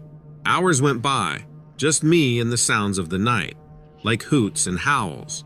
And then, all of a sudden, my scanner went eerily quiet. I could still hear it rolling, picking up the ambient chatter of the forest. But those ragged breaths and strange clicking sounds, they disappeared. The silence in the forest felt heavy, and I felt like I was waiting for something to happen. But what? I wasn't sure. And it was right at that moment when I heard it. A low, raspy, inhuman sound like a deep moan.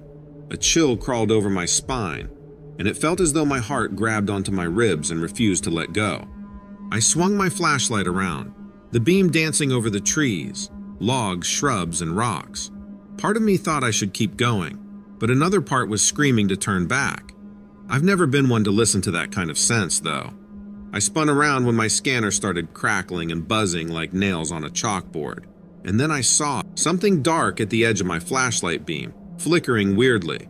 It was hard to tell what it was at first, since all I saw was a silhouette of something jumbled up, low to the ground. Then I saw its eyes. Its eyes were like two big black holes, just staring at me without blinking. Where its nose should have been was just nothing, ending suddenly in a gaping, slightly open mouth. All of a sudden, it moved. I can't say it ran. Instead, it crawled. But crawled isn't quite right. It was way too fast for that. I was paralyzed for what seemed like an eternity, but was probably only a second. I scrambled back, my heart hammering, thinking that if this thing really wanted me, there was no way I'd outrun it. But I had to try. I bolted, adrenaline pushing me as I ducked branches and jumped over roots, never daring to look back. My flashlight swung wildly in my hand, flashing glimpses of where I was running.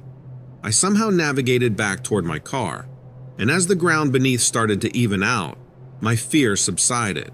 By the time I slammed my car door shut and sped away, I started to feel better.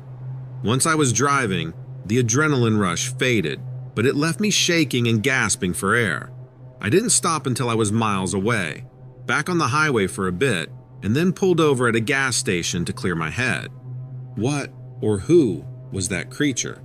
I'm not so sure. In the days that followed, I tried to pretend it was a wild animal, or maybe a trick of the light.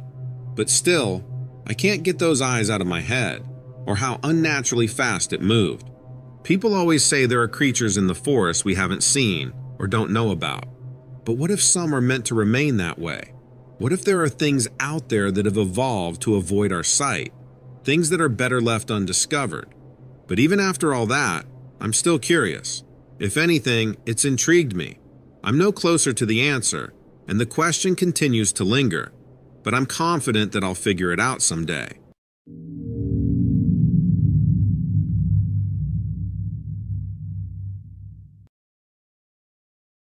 I found myself standing in the lobby of the Jerome Grand Hotel in Arizona. It was really cold that night, the kind that gets right through your jacket. If I'm honest, as an outsider to Arizona, I wasn't expecting this kind of cold. Last time I was here, it was so hot, I thought I'd melt. So this time I was there more out of curiosity than anything else. Ghost hunting was a hobby of mine, and I was eager to see if I'd run into any spirits that night, especially the one whose story I'd come to know as the Ghost Lady of Jerome Grand. But my thoughts were quickly interrupted by our guide calling everyone to gather around him. We were about to start a full night tour of the hotel, and I was already getting antsy with anticipation.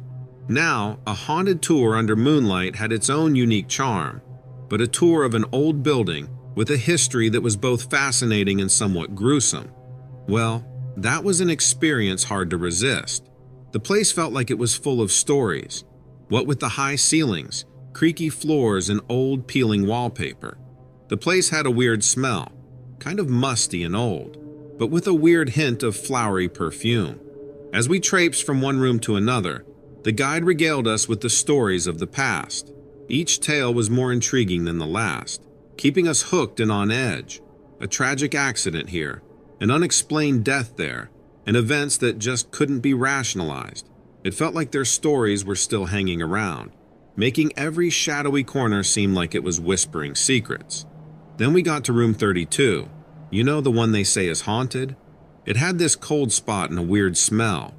The guide's words echoed in my mind. The Jerome Grand Hotel was originally a hospital, built in 1926, and room 32 was a patient's room with a history of more than a handful of deaths. Suddenly, the wallpaper seemed a little grayer, the air a bit heavier. We were huddled in the small room, soaking in the icy chill that seemed to wrap around us, making the hairs at the back of my neck to stand up. Even with the cold outside, the chill in room 32 was something else.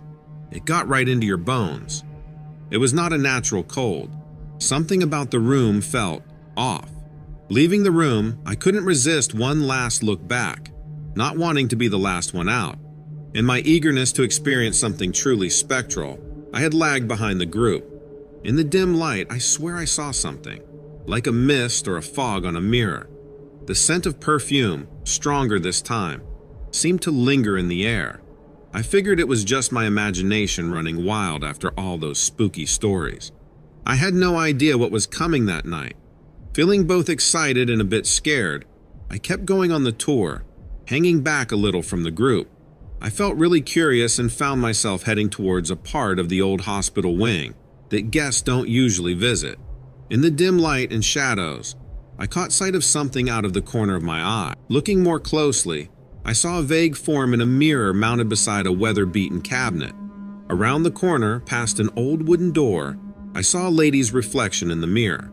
She was wearing this old Victorian gown, like something out of a history book, and she looked kind of transparent. As I blinked, she disappeared from sight, almost as if she'd never existed in the first place.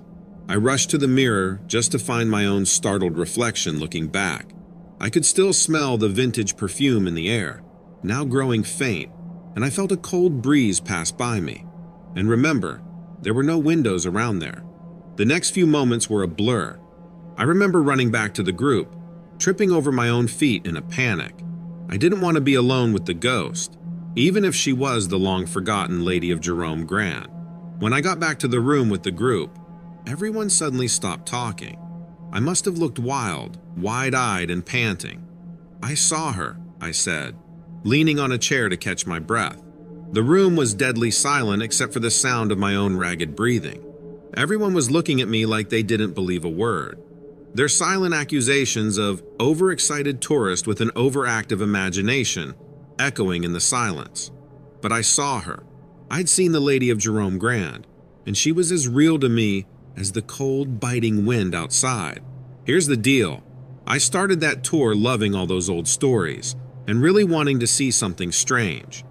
But the true belief comes only when you see it, when you sense it, and they hadn't. And so, while I knew what I'd encountered, they returned to their secure bubble of skepticism. But telling them what happened, that was important to me. Despite the mixture of reactions, disbelief, skepticism, and a smidgen of fright, I felt validated. I'd crossed the threshold from hearing stories to a part of one myself. It's weird how the stuff you don't expect can really hit you hard.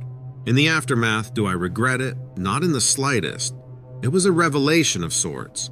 It was like I'd stepped into the unknown, like I'd actually connected with a ghost or something.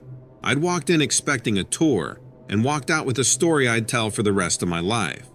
Oh, and my interest in ghost hunting. It's definitely gone up a notch. I'd realized that ghosts, like us, have stories to tell, and I'm looking forward to hearing about and hopefully meeting more of them. Fear, after all, is just a state of mind.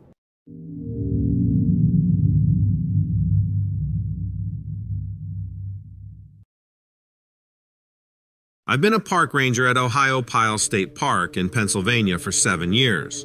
Ohiopyle is a hidden gem in southwestern PA, surrounded by lush foliage with miles and miles of hiking and biking trails. I love the crisp morning air here and how the sun shines through the trees. It just feels more alive than sitting in front of a computer all day. All the money I spent on my forestry degree, totally worth it as far as I'm concerned. I'll happily take bears over office complaints any day. Anyway, the event I'm about to share happened last summer, right in my neck of the woods.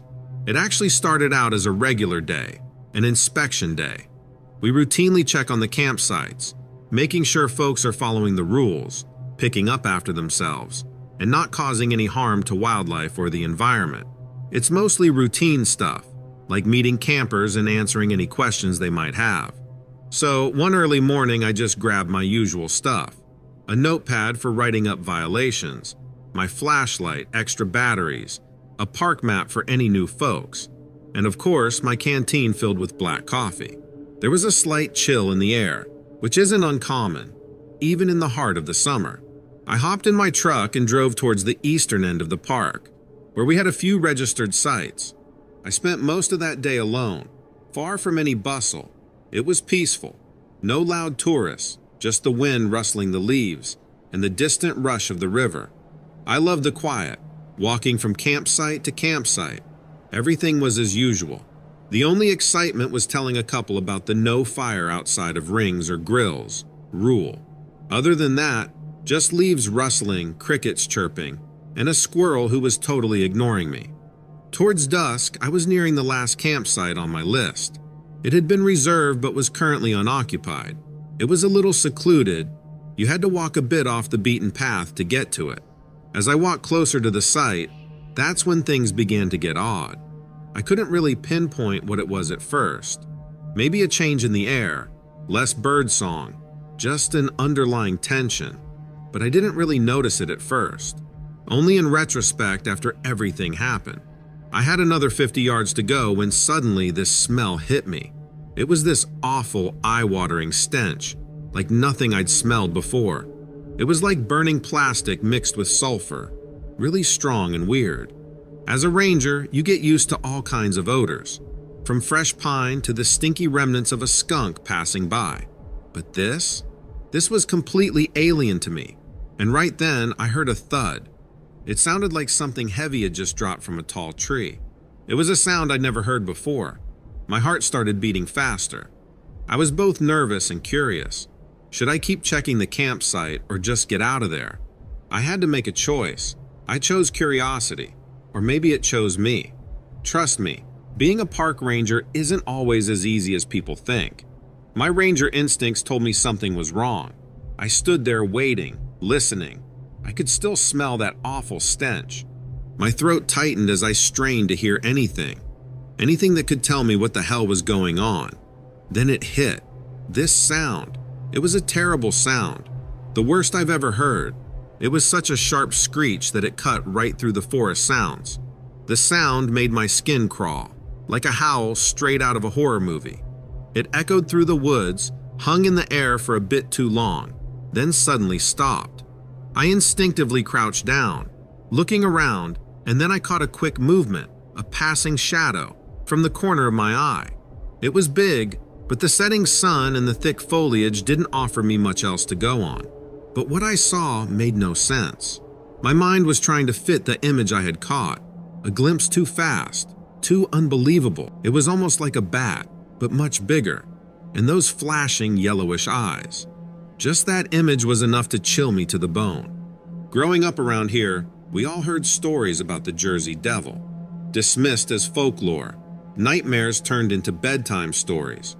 But there I was, in the fading light, with that weird smell and the echo of that screech, watching that figure vanish. It felt like I was in some weird story. I stood there terrified and shocked, my heart pounding in my ears. It was just a few seconds, but it felt longer before I could think straight again. I was shaking all over, scared out of my mind as I ran to my truck. I never looked back, not once. I'm pretty sure I broke every speed limit getting out of those woods. By the time I got to my cabin, My throat was raw from all the hard breathing, and I was shaking as I drank some water. I sat in my living room for a while, just silent. Can't shake off the image of those strange eyes and that huge shadow. The next day, I went back to the site, but I found nothing that could explain what unfolded the previous evening. Just damp earth and the whispering trees. I expected to hear the customary sing-song of the birds, comforting and familiar, but there was nothing, just silence, as if all life had retreated into hiding. Or maybe it was just my perception that had changed. For days I struggled, trying to make sense of it all, my logic against what I saw and heard. That day has haunted me to this day. If I had seen what I thought I saw, if I had come face to face with something terrible from the folklore, it's a bizarre reality to live with. But I reckon sometimes the darkness within the woods is darker than we think. And when you step into the deep woods, you might find yourself lost in its mysteries.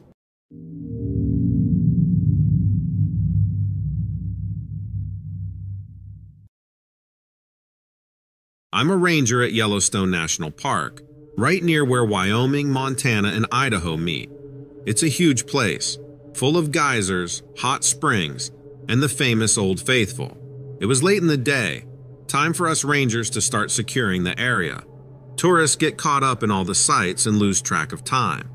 For example, as dusk approaches, I have to make sure the boardwalk around Old Faithful is clear. You see, the park can feel quite different when cloaked by darkness. Even people from the city can feel it. The park seems different when it gets dark.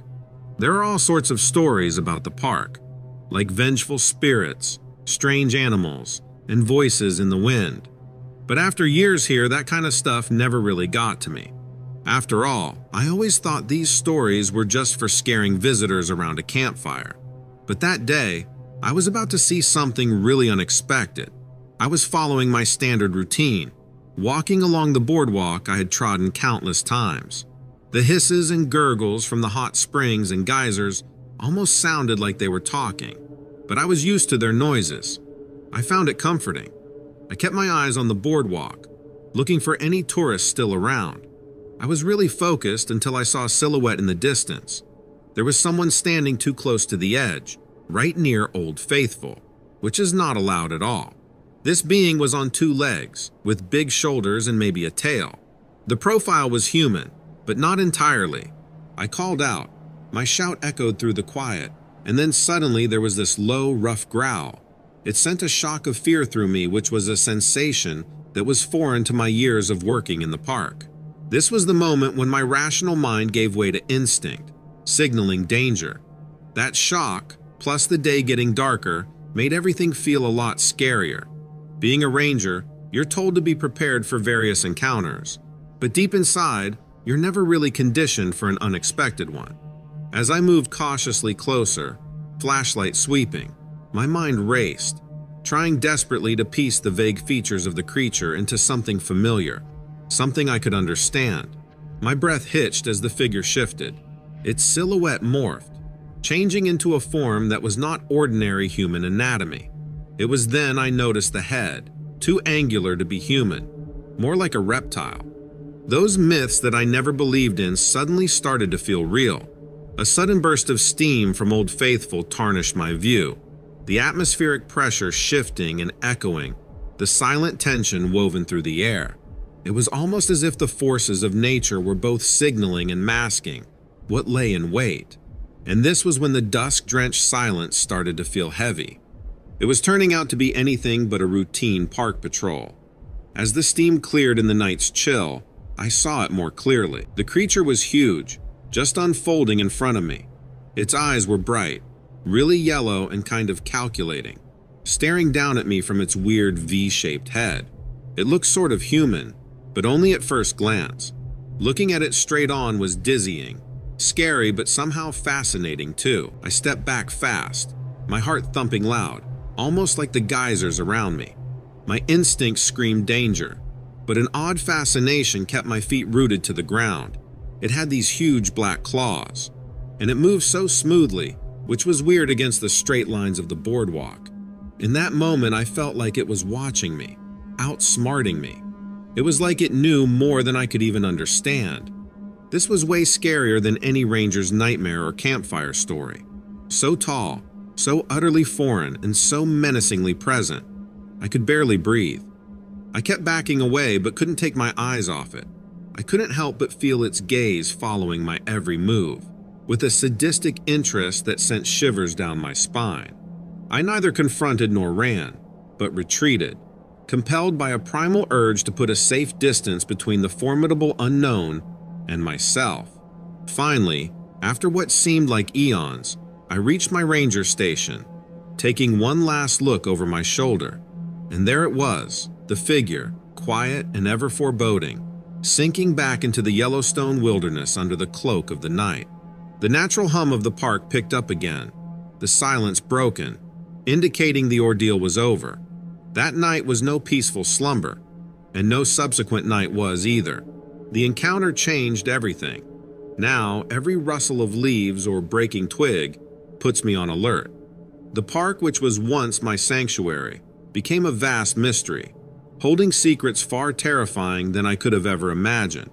Retelling this, I find myself questioning its reality, the strange encounter playing tricks on my seasoned mind, the way twilight plays tricks with shadows. Yet, the image of the creature, its yellow eyes still burning brightly against the dark backdrop of my memory, it lingers. I cannot decide what was worse, the encounter itself or the aftermath. Both have not just put the park, but also my very sense of reality into question. Ever since, on patrol, I keep looking into the trees, drinking too much coffee on night shifts, trying to convince myself it was just stress or a weird story. But one thing for sure has been carved into the bedrock of my life. I have witnessed the extraordinary.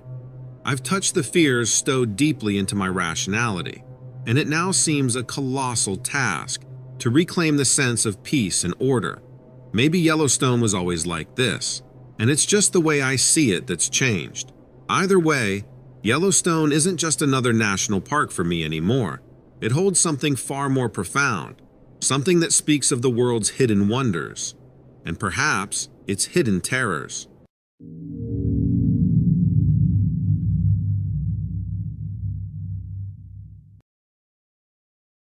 I still remember that chilly night in September a few years ago, driving late at night through the bayous of Louisiana.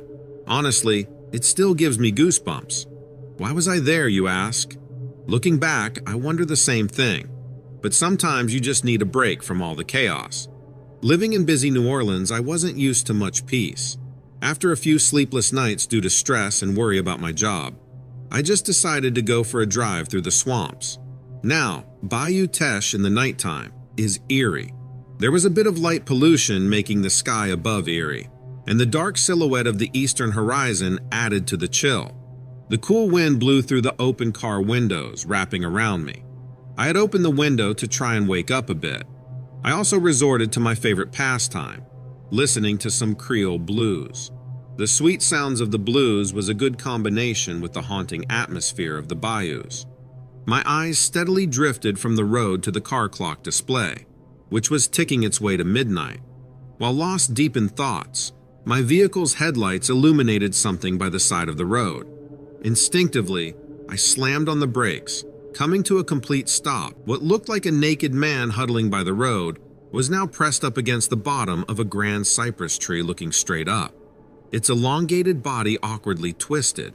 Its skin looked weirdly pale under the car's headlights. I grabbed the flashlight from the glove box, my heart racing. Then, this weird clicking noise started filling the air.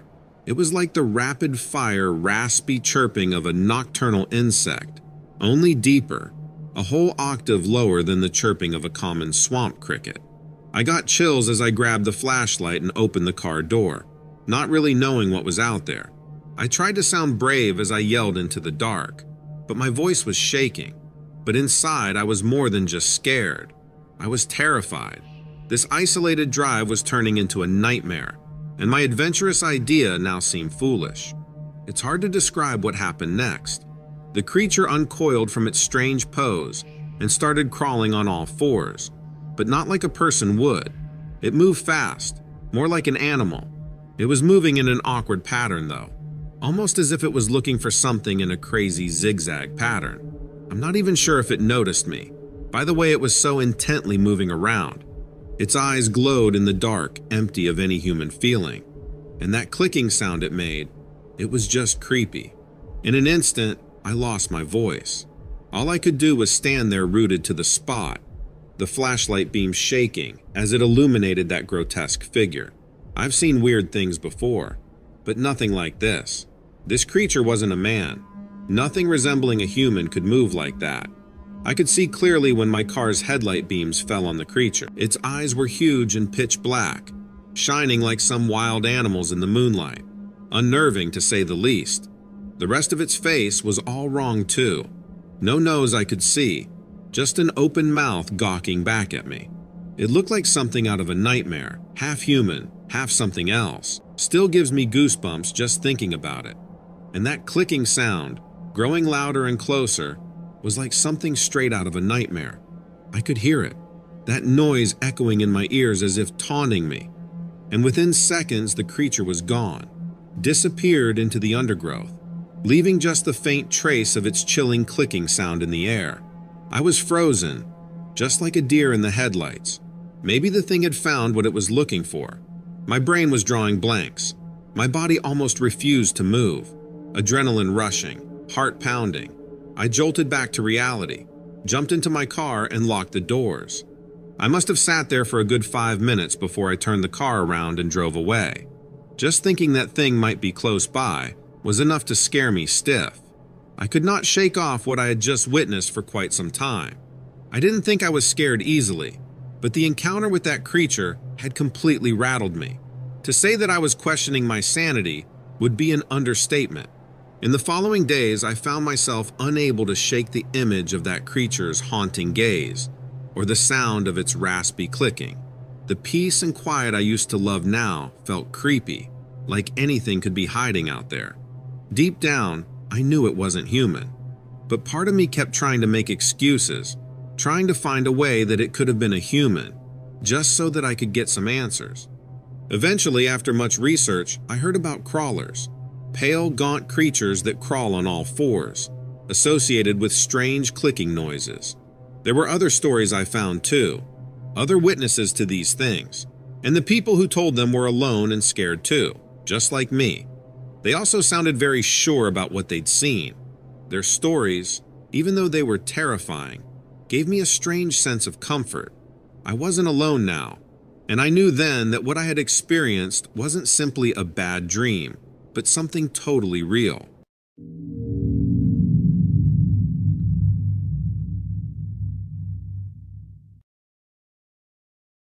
This happened a few years ago, in late November around dusk, at a place called Gooseberry Falls State Park, Minnesota. That place is something else if you've never been there.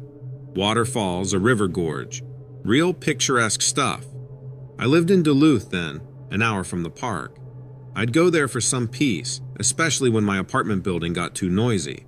That park was my escape from the daily grind. But that day felt off, like the calm before a storm.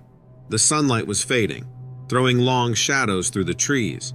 I wandered the trails with my binoculars and bird guides, taking in the autumn colors and the sound of the falls.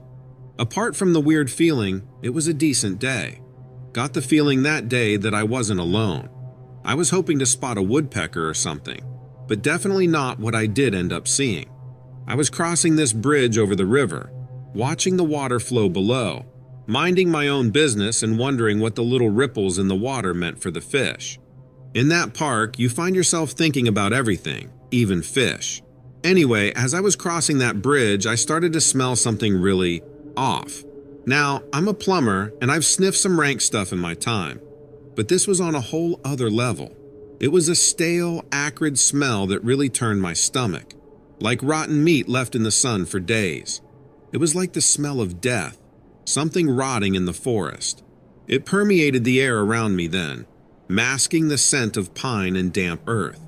I looked around, trying to find the source of the stench. There wasn't anything nearby, nothing that I could see anyway. The woods around the path seemed normal, quiet, peaceful even. In hindsight, Perhaps it was too quiet. Anyway, the smell didn't fade, but I thought it might have been some dead animal rotting nearby. I decided to push on, keep hiking. I was out there for the beauty, despite that revolting interruption. So, I'm walking down the trail, trying to breathe through my mouth, and the sun's sinking lower, and this dense shadow falls over everything. The park gets creepy in the dimming light, with shadows making strange shapes. It adds a tinge of otherworldliness to the forest. To distract myself from getting spooked, I started trying to identify the bird calls I was hearing, the ones still awake. It was a long shot, but it kept my mind off things, and I don't know why I realized it. It must have snuck up on me, but at some point there, the smell vanished. But as the smell faded out, this feeling crept on. This kind of prickly sensation at the back of my neck, like I was being watched. Suddenly, as I turned a bend in the trail, there it was, hulking on the face of the cliff about 50 yards away. It was unnaturally tall, taller than a small tree, maybe 9 feet or so. In the dim light, its body looked emaciated, skin tight on bones, with a deer's head on top, a skull-like deer head complete with an antler crown. I froze in my tracks, binoculars dropping against my chest. Then it hit me. This was like those Wendigo legends from campfire stories. A beast man with the head of a deer, driven by insatiable hunger. Those stories were just to scare us kids, right? Not something that should have been staring back at me, real as life. But there it was. Glowing yellow eyes locked onto me from within those skull sockets. The prickling on my neck turned into outright panic. I didn't know whether to run away screaming or to keep absolutely still, like a bird in the presence of a snake. I felt a chill of fear and shivered. I ducked behind a large tree, heart hammering. I held my breath so long I started getting dizzy. After what felt like forever, it got even darker. I dared to take a peek around the tree trunk, and the hulking figure was gone. I couldn't see it anymore. That didn't ease my dread, but I knew that it was my only chance. I grabbed my flashlight, turned it on, and started jogging, then running back to the parking lot. When I finally reached my car, I jumped in, slammed the door, and drove out of there as fast as I could. That smell hit me again, making me gag as I drove off, but it faded as I left the park behind. I've since returned to normal jobs, different things. I've been back to the woods, telling myself it was all in my head, just a legend getting to me. I even moved to the edge of town to get further away. But through all of this, I can't shake the feeling of those cold yellow eyes watching me from the deep, dark woods. I can't shake off the possibility that the Wendigo is still out there, and it had marked me. Every time I remember that day, I still get the chills.